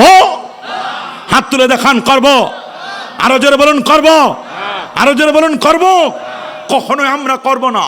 মনে রাখবেন, আমরা আহলে হক, আহলুস সুন্নাহ ওয়াল জামার মতাদর্শের উপর আমরা প্রতিষ্ঠিত আছি। আমরা মাজার পূজা করি না, আমরা মাজার জিয়ারত করি। কথা বলুন। সুন্নিরা আমরা মাজার পূজা করি না। মাজারের কাছে গেলে যদি মাজার পূজা হয়, তাহলে আমি বলবো ইমাম শাফি রহমতুল্লাহ আলাই তিনি তো আমার মাযহাবের যিনি ইমাম, ইমামুন আল আজম আবু হানিফা নোমান ইবনে সাবিত রাদিয়াল্লাহু তাআলা আনহু, তার এলাকায় গেলেন। ইমাম মুহাম্মদ আশ-শাইবানি যখন ইমাম শাফিকে দাওয়াত করলেন, ইমাম মুহাম্মদ আশ-শাইবানির দাওয়াতে যখন ইমাম শাফি গেলেন কুফা নগরীতে, বাগদাদ ইরাকে, সুবহানাল্লাহ বলেন। ইমাম আজম আবু হানিফার কবরের পাশে, মাকবারার পাশে, রওজার পাশে ইমাম শাফি নামাজ পড়তেছিলেন। নামাজ পড়তে গিয়ে উনি রফে আদান করলেন না। শাফি মাযহাব মতে রুকুর সময় রফে আদান করতে হয়, উনি এটা ওনার সুন্নত, উনি এটাকে ওনার মাযহাবে এটাকে সুন্নাহ মনে করেছেন।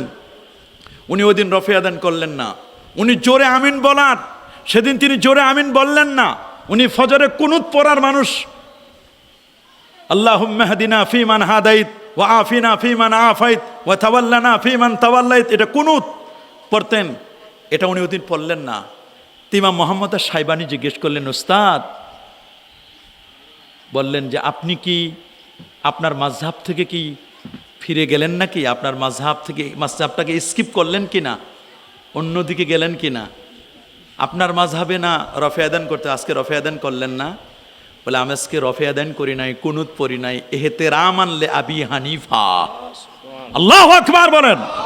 আমি এই মাকবারায় যিনি ইমাম আজম আবু হানিফা আছে তার সম্মানে উনি এটা করেন না, উনার সম্মানে আজকের জন্য আমি এটা স্কিপ করেছি, ছেড়ে দিয়েছি।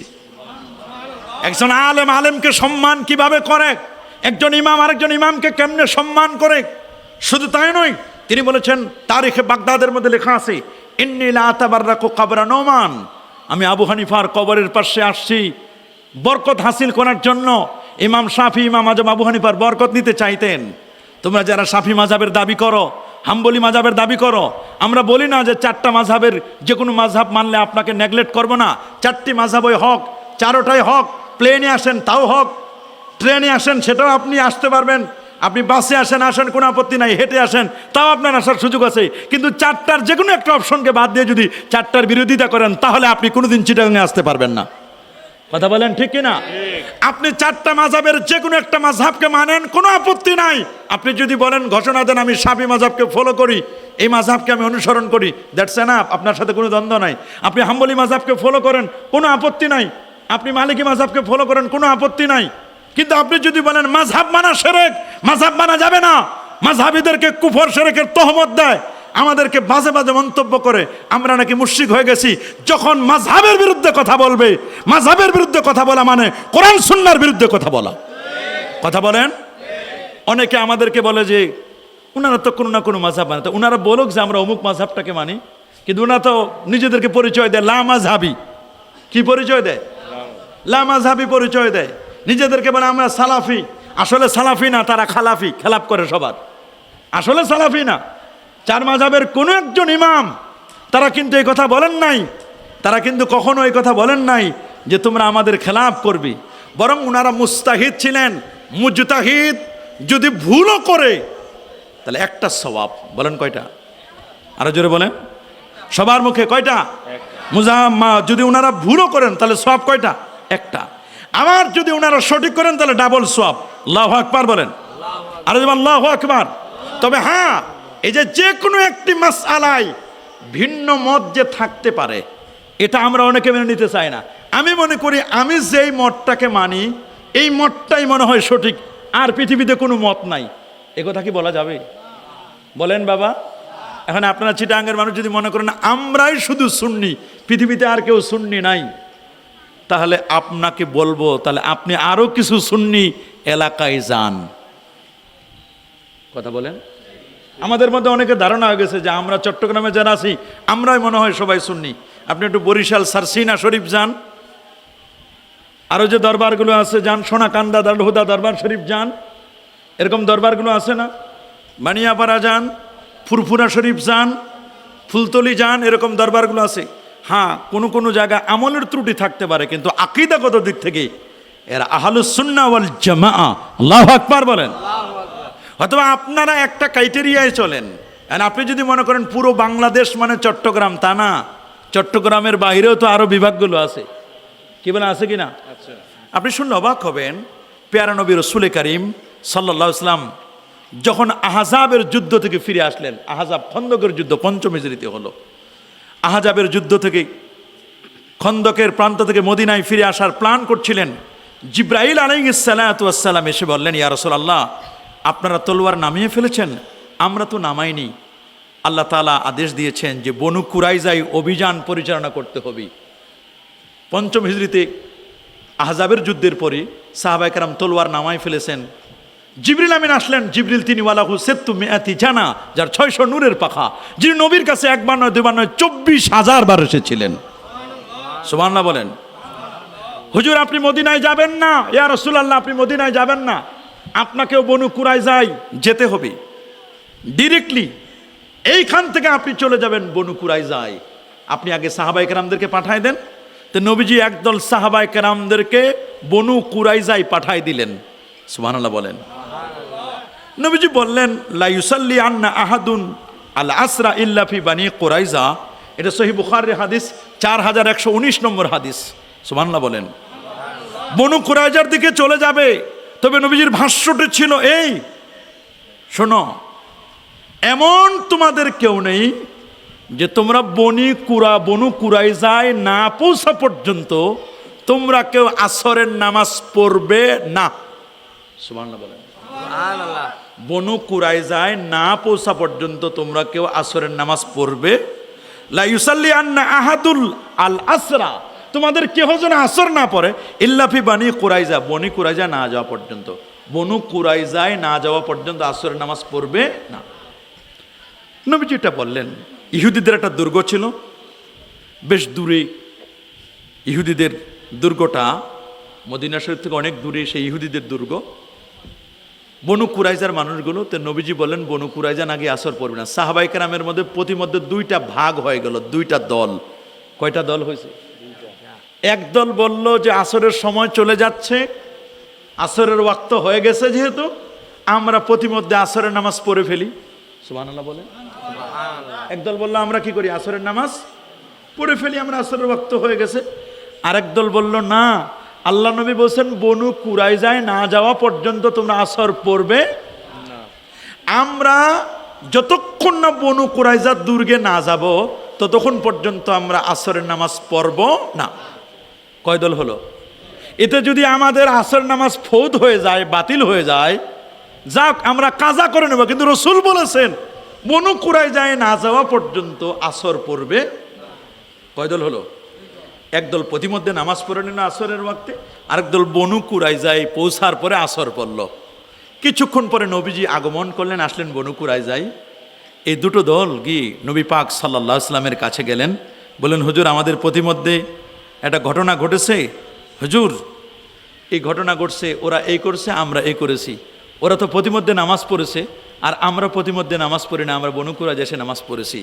আল্লাহ নবী দুজনের কাউকে নেগলেক্ট করেন নাই, দুজনের কাউকে বলেন না যে তোমাদের নামাজটা বাতিল হয়ে গেছে, তোমাদের নামাজটা শেষ হয়ে গেছে, এটা নবীজি বলেন নাই, বরং দুই দলকে নবীজি সাপোর্ট করেছেন।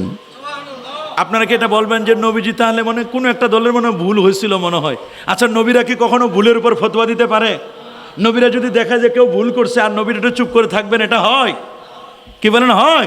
এটা কখনো হতে পারে না। তাহলে বোঝা গেল যে কোনো একটি বিষয়ে এরকম বিভিন্ন মত থাকতে পারে কি পারে না? কি বাবা মত থাকতে পারে কি না? অবশ্যই যে কোনো বিষয়ে মত থাকতে পারে। মাযহাবের কেন দরকার, মাযহাবের কেন প্রয়োজন? মনে রাখবেন মাযহাবটা হলো কেমন, এটা একটা 24 ক্যারেট গোল্ড, একটা স্বর্ণের মতো। সুবহানাল্লাহ বলেন। কত ক্যারেট? 24 ক্যারেট আছে না? 22 ক্যারেট, 21 ক্যারেট আছে না? 18 ক্যারেট, 18 ক্যারেট আছে, 21 ক্যারেট আছে, 22 ক্যারেট আছে, 24 ক্যারেট আছে। 24 ক্যারেট যেটা ওটা বিস্কুটের মতো, মানে এটা বারের মতো একটা, এই ছোট বিস্কুট গোল করে 4 কোনা। এই ডাইরেক্ট 24 ক্যারেটের স্বর্ণ দিয়ে আপনি কখনো অর্নামেন্টস বানাতে পারবেন না। এইটার সাথে যদি আপনি অর্নামেন্টস বানাতে চান তাহলে কিছু খাদ মিশাতে হবে। কি মিশাতে হবে? বলে না, কি মিশাতে হবে? খাদ খাদ খাদ। চুরি বানাতে গেলে ডাইরেক্ট স্বর্ণ দিয়ে এটাকে কি করা যায় না, কঠিন হয়ে যায়। তো এগুলোকে কিছু খাদ মিশাতে হয়, কিছু খাদ মিশাতে হয়। এই খাদ যে মিশালেন, মনে রাখবেন কোরআন এবং সুন্নাহ হলো 24 ক্যারেটের গোল্ড। আর একটু খাদ মিশাইয়া এটাকে সুন্দর করে মডিফাই করলেন। এটা যারা করছেন এই খাদ, এটা হলো 4 মাযহাবের 4 ইমাম। আল্লাহু আকবার বলেন, আর আল্লাহু আকবার। তাহলে সমস্যা কোথায়? এটাকে ডিজাইন করা, কোরআন হাদিসের মধ্যে গোলগুলো স্বর্ণগুলো আছে, এটাকে আপনি আলাদা করে করে করে নামাজের ফরজ এই কয়টা, ওয়াজিব এই কয়টা, সুন্নত এই কয়টা, এটা মুফসিদাতুস সালাত, এটা মাকরুহাতুস সালাত, নামাজ এই করলে মাকরু হবে, একসাথে কোরআন হাদিসের কথাও লেখা নাই। এটা ফরজ, এটা ওয়াজিব, এটা সুন্নত, এটা মুস্তাহাব, এটা মাকরু, এটা ইসাত, এটা হারাম, কোরআন হাদিসের কথা ওইভাবে লেখা, এইভাবে লেখা নাই, একসাথে লেখা নাই। এই যে টার্মিনোলজি, পরিভাষাগুলো ব্যবহার করেছেন এরা ফুকাহায়ে কেরাম ব্যবহার করেছেন। আল্লাহু আকবার বলেন। তাহলে আপনারা বলেন আমরা কি মাযহাব মানতে চাই কি চাই না? কোরআন সুন্নাহর উদ্দেশ্য হচ্ছে গোল, কিন্তু গোল যদি আমাদের অর্নামেন্টস বানিয়ে কিংবা জুয়েলারিতে বানিয়ে আমরা যদি গলায় পড়তে চাই, তাহলে এইটাকে একটু খাদ মিশায়া এটাকে আমাদেরকে মিক্সার করে তারপর এটাকে ব্যবহার করতে হবে। আল্লাহু আকবার বলেন। এ কথা আমরা কখনো বলবো না যে মাযহাব মানা যাবে না, এ কথা কি আমরা বলবো? তা আমরা মাযহাব মানতে চাই কি চাই না? তা আমরা কি মাযহাবি না লা মাযহাবি? মাযহাবের ইমামদেরকে কখনো খারাপ বলবো না, খারাপ জানবো? হানাফি মাযহাব মতে আমরা যেহেতু হানাফি মাযহাবকে প্রমোট করি, দেশের প্রায় 3 ভাগের 2 ভাগ হলো হানাফি মাযহাব। সুবহানাল্লাহ বলেন, আল্লাহু আকবার বলেন। বিশেষ করে বাংলাদেশ, ভারত, পাকিস্তান, এই অঞ্চলগুলো, ইরাক, কুফা, এই অঞ্চলগুলো হানাফি মাযহাব। কোন মাযহাব? হানাফি মাযহাব। বলেন কোন মাযহাব? আবার মিশরটা শাফি মাযহাব। এই যে মাযহাবের বিভিন্ন এরিয়া ভাগ করা আছে এক এক অঞ্চলের মানুষ। আবার সৌদি আরবের অধিকাংশ মানুষ হলো হাম্বলি মাযহাবের, কিছু মালিকি মাযহাবের আছে। সৌদি আরবের অধিকাংশ 95% মানুষ হলো হাম্বলি মাযহাব। কোন মাযহাব? হাম্বলি মাযহাবের। অল্প কিছু আছে মালিকি মাযহাবের, মদিনা শরীফ বা তার আশপাশে এলাকা। তা আমাদের বাংলাদেশের অধিকাংশই হানাফি। 99% মানুষ কোন মাযহাবের? বলে না কোন মাযহাবের? হানাফি মাযহাব মতে আমরা নামাজে দাঁড়াবো, 2 পায়ের মাঝখানে ফাঁক থাকবে কয় আঙ্গুল? বলেন না কয় আঙ্গুল? 4 আঙ্গুল ফাঁক থাকবে। কেউ যদি মোটা সোটা হয় উনি সুবিধা মতো দাঁড়াতে পারবেন, তার জন্য ফ্লেক্সিবিলিটি আছে, সহজতা আছে। আমরা হাত উঠাবো এই পর্যন্ত। কোন পর্যন্ত? এ পর্যন্ত আমরা হাত উঠাবো, আঙ্গুলগুলো কেবলামুখী হবে এবং আমরা হাত বাঁধবো এইখানে নাকি নাভির এখানে, নাভি বরাবর নিচে, নাভি বরাবর নিচে, এখানে আমরা হাত বাঁধবো। কথা বলেন ঠিক না? আমরা নামাজে রফে আদান করবো না। কেউ অন্য মাযহাবের হলে সে করুক, তার সাথে আমাদের কোনো দুশ্মনী নাই। কাউকে আমরা নেগলেক্ট করব, খারাপ চোখে দেখবো না। আমাদের ইমাম যদি কেরাত পড়ে, তাহলে ইমামের কেরাতটা আমাদের কেরাত।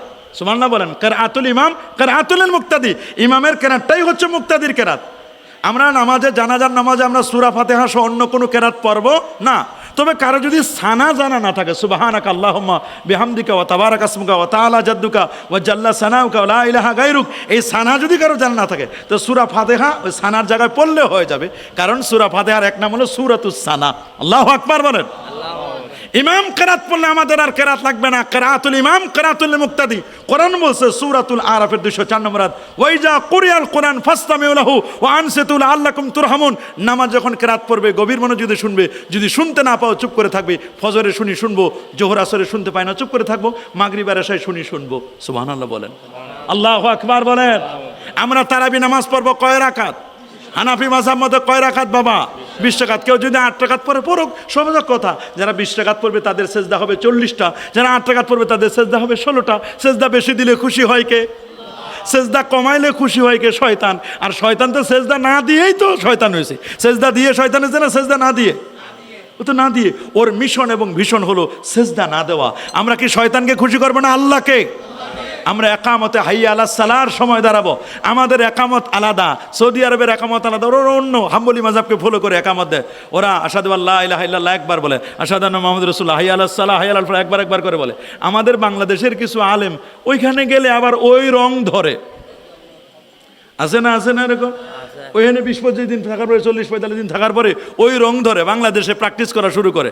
তুমি এতদিন 20 বছর, 30 বছর, 40 বছর ধরে হানাফি মাযহাব ফলো করলা, ওইখানে 20-25 দিনে তোমারে এখন অন্য রং ধরছি। অনেকে আছে সুবিধাবাদী, যেখানে যেমন বৃষ্টি পড়ে ওইখানে ওইরকম ছাতা ধরে। আছে না নাই? আমরা কি সুন্নিরা সুবিধাবাদী হব? বলেন আমাদের পরিচয়, আমরা আকীদা আহলে সুন্নাহ ওয়াল জামা। বলেন আমরা আকীদা আহলে সুন্নাহ ওয়াল জামা। আমরা মাযহাবে হানাফি। কোন মাযহাব? আমরা তরিকায়ে কাদরিয়া। কি তরিকা? চিশতিয়া, কাদরিয়া, মুজাদ্দিদিয়া, নকশবন্দিয়া। আমরা সিলসিলাগত দিক থেকে আপনারা এখানে বিভিন্ন সিলসিলার মানুষ আছেন। আপনাদের এখানে প্রসিদ্ধ সিলসিলা কি? কাদেরিয়া তো তরিকা, সিলসিলার কথা বলতেছি আমরা। যেমন আপনারা শ্রীকোটি সিলসিলাকে অনেকে ফলো করেন, আছেন না এরকম?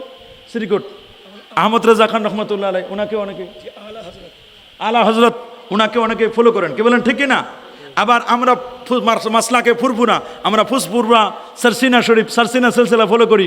কেউ বা অন্য সিলসিলা ফলো করে, কোনো আপত্তি নাই। কেউ আবার অন্য জৌনপুর সিলসিলা ফলো করে, কোনো আপত্তি নাই। কিন্তু আমাদের মূল গড়া তো আছে হযরত আলীউল মুর্তাদা রাদিয়াল্লাহু তাআলা, সেখান থেকে আমার রসুল থেকে আমার আল্লাহ। আল্লাহু আকবার। সবার টার্গেট আমাদের আল্লাহ এবং তার রসুলকে খুশি করা। কথা বলেন ঠিক কিনা? এই যে তরিকতের পীর মাশায়েখ আছেন, এক একজন পীর মাশায়েখের তো এক একটা সিস্টেম আছেন, এক একজন এক একভাবে। সবার টার্গেট কিন্তু আমাদের জান্নাত। বলেন না, সবার টার্গেট কি? জান্নাত। সবার টার্গেট হলো আল্লাহ এবং তার রসুলকে সন্তুষ্ট করা। এই জন্য আমি শুধুমাত্র হক আর বাকি যত আছে সব বাতিল, এই কথা বলা কারোর জন্য শোভনীয় নয়। কি বলেন, বাতিল এ কথা বলা যাবে? আর আমি যদি বলি 3 মাযহাবের সব বাতিল, আমি শুধু হক, না, এটা বলা যাবে না। ওলামায়ে কেরাম বলেন 4টা মাযহাবই হক। বলেন 4 মাযহাবই কি হক? বলেন না, 4 মাযহাবই কি হক? 4 মাযহাব হক। নবীজির ব্যাপারে আমাদের আকীদা, যারা আমরা আহলে হকপন্থী, যারা নবীর ব্যাপারে আমাদের আকীদা, আল্লাহর নবী নূর নবী, নূরের নবী, আলোকিত নবী। সুবহানাল্লাহ বলেন। ইজা তাকাল্লামা রুয়া কান নূর, নবী যখন কথা বলতো দাঁতের ফাঁক দিয়ে নূর চমকাইতো। আল্লাহু আকবার বলেন। মুসনাদ আহমদ 17190 নম্বর হাদিস।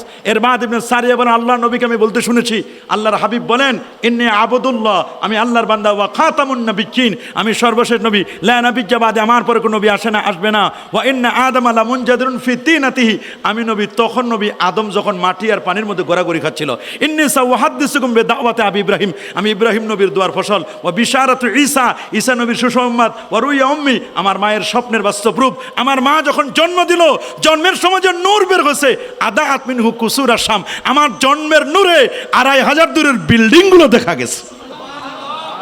কবি হাসান বিন সাবেত রাদিয়াল্লাহু তাআলা শায়রুর রাসূল বলেন, ওয়া আহসানু মিন কালাম তারাকাত আইনি ওয়া আজমালু মিন কালাম তালিদিন নিসা খুলিকতা মুবাররা মিন কুল্লি আইবিন কান্নাকা কাদ খুলিকতা কামা তাশা। কবি বলেন, ইয়া সাহিবাল জামাল ইয়া সাইয়্যিদাল বাশার মিন ওয়াজহিকাল মুনির লাকাদ নাওয়ারাল কমার লা ইউমকিনু সানাউ কামা কানা হাক্কুহু বাদে আজ খোদা বুজুর্গ তুই কেসা মুখতাসার। আল্লাহু আকবার। এই চোখ কখনো আপনার চেয়ে সুন্দর কাউকে দেখে নাই। নবী কেমনে দেখবে? যখন কথা বলে নবীজির দাঁত মোবারক থেকে নূর চমকায়। আল্লাহু আকবার বলেন। কেমন নূর, কেমন নূর। কদ জাআকুম মিনাল্লাহি নূর, নূর নবী। সেই নবী কি মরে পচে গলে শেষ? আমরা যারা আহলে হকপন্থী, আহলে সুন্নাহ ওয়াল জামাতকে প্রমোট করি, আমাদের আকীদা আল্লাহর নবী তিনি হায়াতুন নবী। বলে আমার নবী কি নবী? জোরে বলেন, কি নবী? নবী শাহাদাতের মওত হয়েছে স্বাভাবিক। যেমন খাইবার যুদ্ধে সালাম ইবনে মিসতামের স্ত্রী বিষ মিশ্রিত খাবার খাওয়ানো করে নবীজির শাহাদাতের মওত হয়েছে। রসুলের তামান্না ছিল সুম্মা উক্তালু সুম্মা হুইয়া, সুম্মা উক্তালু সুম্মা হুইয়া, সুম্মা উক্তালু সুম্মা হুইয়া। আমি আবার জিন্দা হই, আবার শহীদ হই, আবার জিন্দা হই, আবার শহীদ হই। মানসাবে নবুয়ত থাকার পরে মানসাবে শাহাদাতের মুতামান্নি তিনি কামনা করলেন। কেন? শাহাদাতের মর্যাদা বুঝাইলেন উম্মতকে। দেখো সেই নবীজি হুকমি শাহাদাত এটা লাভ করেছেন। রসুল আকরাম সাল্লাল্লাহু আলাইহি সাল্লাম তার ব্যাপারে বলেছে, কোরআনেও আসছে, ওয়ালা তাকুলু লিমান ইউকতালু ফি সাবিলিল্লাহি আমওয়াত বাল আহইয়া। শহীদদের তারা মৃত্যু বলো না, বরং তারা জিন্দা। তোমরা বুঝতে পারো না, আমার রসুল রওজা মুবারাকা হায়াতুন নবী। রসুল বলে দিয়েছেন, আনা হাইয়ুন ফি কবরি, আমি নবী আপন রওজা মুবারাকা জিন্দা। শুধু আমি না, ইন্না আম্বিয়া আল্লাহি আহইয়াউন ফি কুবুরিহিম ওয়া হুম ইউরজাকুন ওয়া হুম ইসাল্লুন। সমস্ত নবীগণ আপন আপন রওজা মুবারাকায় তারা জিন্দা। আল্লাহু আকবার। আপন আপন রওজা মুবারাকায় জিন্দা। ইন্নাল্লাহ হারামা আলাল আরদি আন তাকুলা জাসাদাল আম্বিয়া, নবীদের অস্থি, মজ্জা, চুল পরিমাণ গোশত ভক্ষণ করা এই জমিনের পর আমার আল্লাহ হারাম করে দিয়েছেন। সমস্ত নবীগণ আপন রওজা শরীফে জিন্দা। রাসূল বলে দিয়েছেন, মুসনাদে আহমদের হাদিস, সুনানে আবি দাউদের হাদিসটি রয়েছে, মা মিন মুসলিমিন মা মিন আবদিন ইউসাল্লিমু আলাইয়া ইল্লা রাদ্দাল্লাহু আলাইয়া রূহি হাত্তা আরুদ্দা আলাইহিস সালাম। আমার কোন উম্মত পৃথিবীর যে কোনো প্রান্ত থেকে আমি রাসূলুল্লাহকে যদি সালাম জানাই, আমি নবী তাদের সালাম নিজ কানে শুনি। শুধু শুনি না, সালামের জবাবও দেই। আল্লাহু আকবার বলেন। এই জন্য নবী বলেন, জুমার দিনে বেশি বেশি করে দরুদ শরীফ পড়ো। আকসারুস সালাত আলাইয়া ফি ইয়াউমিল জুমআ, জুমার দিনে আমি রসুলের প্রতি দরুদ পড়ো। সাহাবীরা বলেছেন হুজুর ওয়াইজা মুত্তা ওয়াইজা আরামতা, আপনি যখন মারা যাবেন, আপনি যখন ফুলে যাবেন তখনও কি দরুদ পড়বো? নবীজি বলেন তোমরা কি মনে করছো আমি মরে যাব, পচে যাব, গলে যাব, ফুলে যাব, এটা মনে করো না। এই জমিনকে আমার আল্লাহ নোটিশ করে দিয়েছেন, ইন্নাল্লাহা হাররামা আলাল আরদি আন তাকুলা আজসাদাল আমবিয়া, নবীদের দেহ অস্থি মজ্জা চুল পরিমাণ ভক্ষণ এই জমিনের কেউ করতে পারে না। আমার আল্লাহ হারাম করে দিয়েছেন। আপন আপন রোজা মোবারকায় নবীগণ জিন্দা অহুম ইউরসাকুন, আল্লাহর পক্ষ থেকে তাদেরকে রিজিক দেওয়া হয়। আল্লাহু আকবার বলেন। সেই নবীর জন্ম, সেই নবীর ঈদ, সেই নবীর জন্মে খুশি হওয়া যায় না? এ বাবা বলেন না, সেই নবীর জন্মে আমরা খুশি হতে পারি না? কি বলেন পারি না? অবশ্যই পারি। কাট্টা কাফির আবু লাহাব নবীর জন্মে খুশি হয়ে দাসী সুয়াইবাকে আজাদ করার কারণে, দাসী সুয়াইবাকে আজাদ করার কারণে তার কবরে আযাব যদি হালকা হয়, আমরা যারা মুওয়াহহিদ তাওহীদপন্থী, রিসালাতপন্থী, তাওহীদ এবং রিসালাতে যারা বিশ্বাসী, নবীর প্রেমিক আশেক যারা, আমাদের কবরে আযাব হালকা হতে পারে না? কি বলেন পারে না? আল্লামা হাফেজ ইমাম ইবনু হাজার আসকালানি রহমতুল্লাহ আলাই, তার প্রিয় শাগরেদ ইমাম সাখাবি, উনি বলেছেন, উনি বলে দিয়েছেন সুন্দর করে।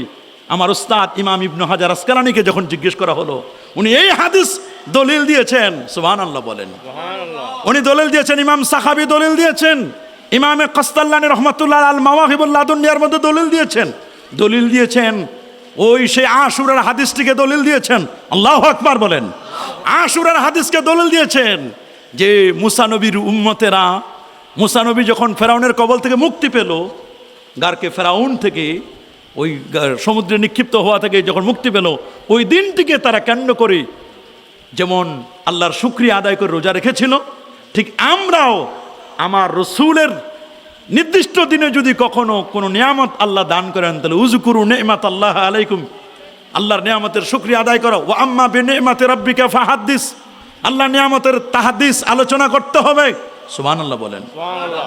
এবং যেটি মুসনাদুল বাজ্জারের মধ্যে সহিহ সনদে লেখা, ইন্না রাসূলুল্লাহ সাল্লাল্লাহু আলাইহি ওয়াসাল্লাম আক্কা নাফসি বাদা মা জাআতুন নবুওয়া, আমার রসুল নবী হওয়ার পরে, 40-এর পরে নবী হওয়ার পরে, নবীর ঘোষণা হওয়ার পরে, নবী তো আগেও নবী। সুবহানাল্লাহ বলেন। কুনতু নাবিয়্যান ওয়া আদামু বাইনার রূহি ওয়াল জাসাদ, আদম যখন মাটি আর পানির মধ্যে ছিল আমি নবী, তখনও নবী। নবী প্রথম মুসলমান। কোরআন বলছে কুল ইন্না সলাতি ওয়া নুসুকি ওয়া মাহইয়ায়া ওয়া মামাতি লিল্লাহি রাব্বিল আলামিন লা শারীকা লাহু ওয়া বিযালিকা উমিরতু ওয়া আনা আউয়ালুল মুসলিমিন। প্রথম মুসলমান আমার রসুল, সেই নবী। 40-এ যখন নবুয়তের ইজহার হলো, তখন নবীজি দুম্বা জবাই করে সাহাবায়ে কেরামদেরকে দাওয়াত করে খাওয়ালেন।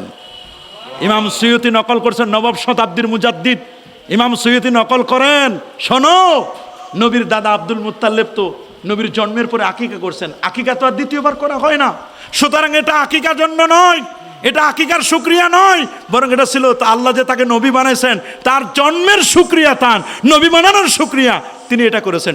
নবী যদি করতে পারেন, আমাদের বাধা কোথায়? বাধা কোথায়? আল্লাহু আকবার বলেন। আমার দেশে কবিগুরু রবীন্দ্রনাথ ঠাকুরের জন্মবার্ষিকী পালন করে মরহুমা বেগম খালেদা জিয়া। গত কয়েকদিন আগে জন্মবার্ষিকী পালন করা হয়েছে, হয় নাই? কথা বলেন না, হয় নাই? এর আগে শহীদ প্রেসিডেন্ট জিয়াউর রহমানের জন্মবার্ষিকী পালন হয় নাই? তারপর বঙ্গবন্ধু শেখ মুজিবুর রহমানের জন্মবার্ষিকী পালন করা হয় নাই? কি বলেন, হয় কিনা? আমার দেশের যে বড় বড় দলগুলো আছে, আওয়ামী লীগ বলেন, বিএনপি বলেন, জামাত ইসলাম বলেন, জাসদ বলেন, বাসদ বলেন, ইসলামী আন্দোলন বলেন, ইসলামী অন ইসলামী, সব দলের প্রতিষ্ঠা বার্ষিকীতে এরা মিছিল করে না? কি বলেন, প্রতিষ্ঠা বার্ষিকী উদযাপন করে না? মাথায় প্লে কার্ড লাগায় না? পহেলা বৈশাখেতে দেখলাম কত হুজুর জুব্বা পরে, টুপি পরে, কথা বলেন, জুব্বা পরে, টুপি পরে, ওরা পায়ের জুতা খোলে, ওরা পহেলা বৈশাখের সেই পোশাক পরে পরে তারা স্লোগান দিল, এসো হে বৈশাখী। বৈশাখরে ডাকতেছে, কিন্তু পহেলা বৈশাখে ডাকতেছে, যদি বৈশাখী ঝড় একবার আসে পালাবার পথ খুঁজে পাবা না। কথা বলেন ঠিক কিনা? এসো হে বৈশাখী। 21শে ফেব্রুয়ারি 1952-এর ভাষা আন্দোলনে আন্তর্জাতিক মাতৃভাষা দিবসে রফিক সালাম, বরকত জব্বার, তাদের জন্য ওরা সালাম সালাম, হাজার সালাম, লাখো সালাম, তাদেরকে সালাম দেয়, হাজার সালাম। কেন? ওরা ভাষা এনে দিয়েছে, ভাষা এনে দিয়েছে, সালাম সালাম, হাজার সালাম। পহেলা বৈশাখে প্লে কার্ড লাগাও, এগুলো সব স্মরণ করতে পারো, সব, কোনো জায়গায় কোনো আপত্তি নাই, কোনো মৌলবীর ফতোয়া নাই। একটু সার্টিফিকেট পাইয়া চোতা পাওয়ার কারণে শুকরানা মিলাদ মাহফিল করো, কত রকমের শোভাযাত্রা করো, ওই শোভাযাত্রায় কোনো সমস্যা নাই। আমার নবীর জশ্নের জুলুস করলে, নবীর মহব্বতে একটু মিছিল করলে, তলা আল বাদ্রু আলাইনা শামসুদ্দোহা আসসালাম বদরুদ্দোজা আসসালাম আসসালাতু আসসালামু আলাইকা ইয়া রাসূলুল্লাহ বলে তাওহীদের সালাতের পতাকা উড়িয়ে আমরা যদি মানুষকে একটু জানান দিই এটা রবিউল আউয়াল মাস, নবীর শুভাগমনের মাস, এই মাসটাকে কেন্দ্র করে যদি আমরা একটু স্লোগান দিই, আমরা একটু রাস্তায় বের হই, মানুষকে জানান দিই নবীর প্রেমে উজ্জীবিত হওয়ার জন্য, এইগুলোকে তারা বেদাত, হারাম, শিরক এই ধরনের কথা বলতেছে। এক মৌলবী তো বলছে যে ঈদে মিলাদুন নবীর কপালে নাকি 1 কোটি জুতার বাড়ি মারবে। নাউজুবিল্লাহ বলেন। যারা সারা বছরের একদিনও সিরাতুন নবী পালন করে না, মিলাদুন নবী আসলে মিলাদুন নবীর বিরুদ্ধে গিয়ে তারা সিরাতুন নবী পালন করে। শুনে নাও, মিলাদ না হলে কোনো সিরাতেই নাই। আগে হলো মিলাদ, বলেন আগে হলো আগে হলো মিলাদ, তারপর হলো সিরাত। মিলাদ ডিমান্ড, রবিউল আউয়ালের ডিমান্ড, চাহিদা হলো মিলাদ, নবীর জন্ম বৃত্তান্ত আলোচনা করব। সিরাত, ঘুমাতে যাবেন সিরাত, খেতে যাবেন সিরাত, বাথরুমে প্রবেশ করবেন সিরাত। আদর্শ ঠিক কিনা বলেন? যেখানে যান লাকাদ কানা লাকুম ফি রাসূলিল্লাহি উসওয়াতুন হাসানা ওয়া ইন্নাকা লাআলা খুলুকিন আযীম। নবী আমাদের জন্য উত্তম আদর্শ, নবীর চরিত্রের গ্যারান্টি দিয়েছেন আমার আল্লাহ নিজেই। কথায় তুমি সিরাত তো প্রতিটা মুহূর্তে, ডান কাঁধে ঘুমাতে হবে, ডান হাতে খেতে হবে, খাবার পেটটাকে 3টা ভাগে ভাগ করে 1 ভাগ খাবার, 1 ভাগ পানি, আরেক ভাগ খালি রাখতে হবে।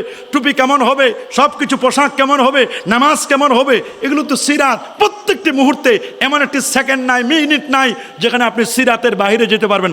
হাঁটার সময় কিভাবে হাঁটবেন, চলার সময় কিভাবে চলবেন, কথা বলার সময় কিভাবে কথা বলবেন, প্রত্যেকটিতে সিরাত আছে না নাই? জোরে বলেন। কিন্তু এরা ভাগ করে নিয়েছে, বলে 23 বছর, 40 বছর না। আমার আল্লাহ তো ভাগ করে নাই। আল্লাহ বলেন লাকাদ কানা লাকুম ফি রাসূলিল্লাহি উসওয়াতুন হাসানা। আল্লাহ তো 40 আলাদা করছেন, 23 আলাদা করছেন, 63 বছরকে 2টা ভাগে ভাগ করে নাই। ওরা কয় নবুয়তের আগে আর পরে। আরে কিসের নবুয়তের আগে আর পরে? আমার নবী তো আদম আর হাওয়া যখন মাটি পানির মধ্যে ছিল তখনও আমার নবী ছিলেন। তুমি কেন ভাগ করো? আল্লাহ তো কোরআনে বলেছেন লা আমরুকা ইন্নাহুম লাফি সাকরাতিহিম ইয়ামাহুন।